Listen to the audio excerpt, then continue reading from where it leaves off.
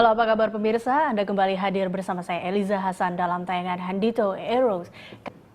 Membangun suatu perusahaan kecil menjadi berskala besar tidaklah mudah. Menjaga stabilitas perusahaan berskala besar agar tetap besar juga tidak mudah. Namun hal yang lebih menantang adalah bagaimana mengembangkan perusahaan yang sudah berskala besar menjadi lebih besar lagi. Ya, dalam kesempatan kali ini kita akan mengulas tentang perjalanan suatu perusahaan yang kini menjadi pemain utama industri kertas dunia, yaitu Asia Pulp and Paper dalam membesarkan usahanya. Dan saat ini telah hadir di studio kami Bapak Suresh Kilan, di mana adalah Eksekutif Direktur Asia Pulp and Paper, Ovi Dwi Natalia, Putri Olahraga Indonesia 2011, dan tentunya narasumber tetap kita, Dr. Handito Juwono. Halo, selamat siang Bapak-Bapak dan juga Ovi. Nah, Pak Handito ini kalau bisa dijelaskan sebenarnya apa sih maksud dari Be Large and Globally Competitive yang menjadi tema perbincangan kita hari ini? Ya, kita pengen gitu ya, agar lebih banyak lagi perusahaan Indonesia itu yang besar dan punya daya saing di tingkat global kan gitu ya. Ini sebuah perwujudan kerisauan kita semua, paling nggak kerisauan saya gitu ya. Kenapa sih ekonomi Indonesia yang sudah semakin besar, semakin hebat ini tidak menghasilkan lebih banyak lagi perusahaan besar gitu.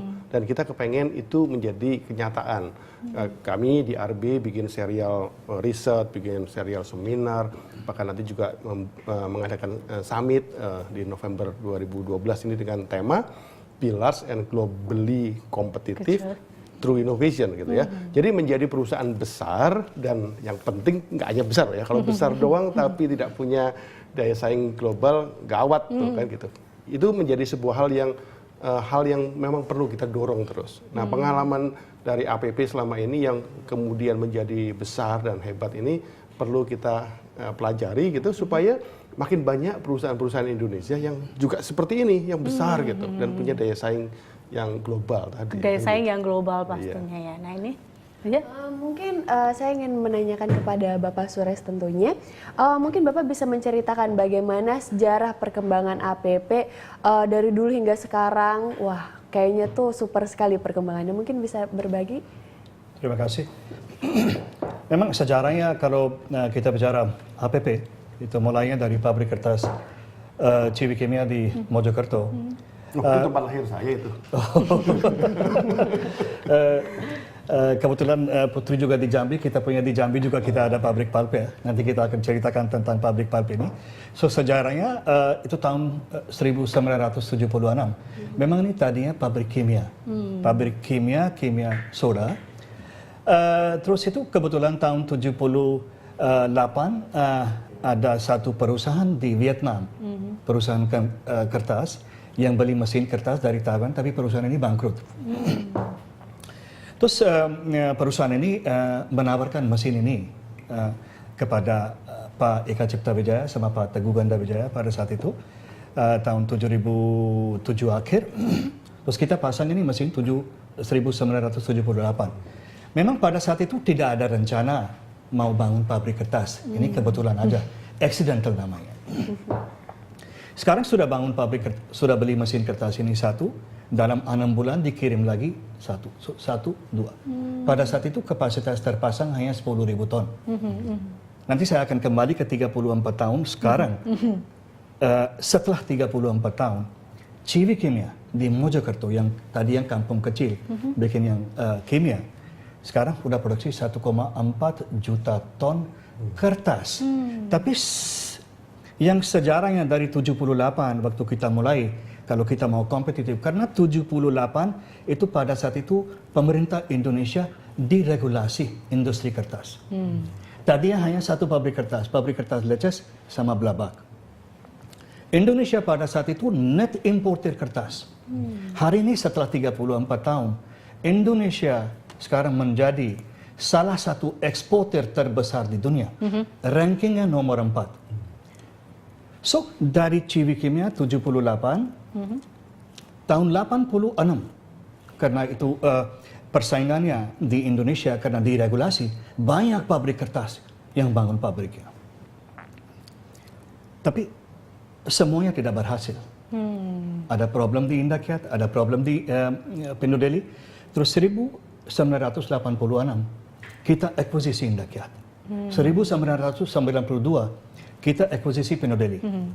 So setelah kita akuisisi Pino Deli sama Indakiat, baru kita cium bau pulp yang tadi saya cerita di Jambi itu ya.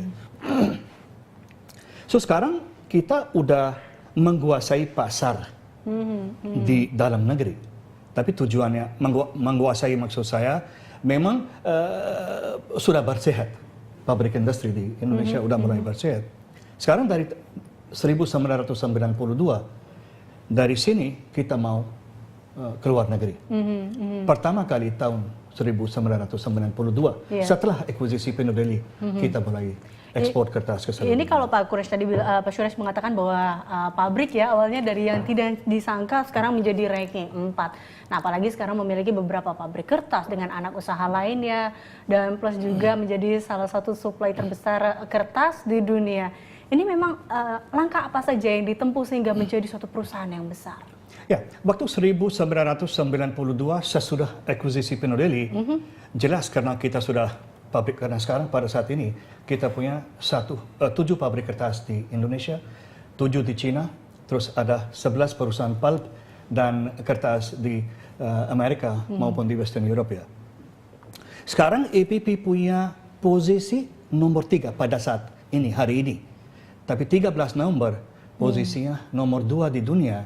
Dan bulan April tahun depan setelah ada pasang mesin satu lagi yang skala 750 ribu, kita akan menjadi nomor 1 di dunia dengan kapasitas total terpasang APP itu 11,9 juta ton. Wow. Yang nomor dunia pada saat ini adalah International Paper di Amerika 11,6 juta. So 11,9 juta ton dari mana? Dari Mojokerto yang kampung kecil sekarang udah mendekati mau jadi nomor 1 di dunia. Tapi itu bukan semudah apa yang saya bicara dalam 5 menit. Dari tahun 78 sampai sekarang kita udah jadi raja dunia. Memang ada problem yang juga banyak, masalah anti dumping, masalah apa yang trade barrier kita mau ekspor ke Amerika. Karena 34 tahun itu memang historical.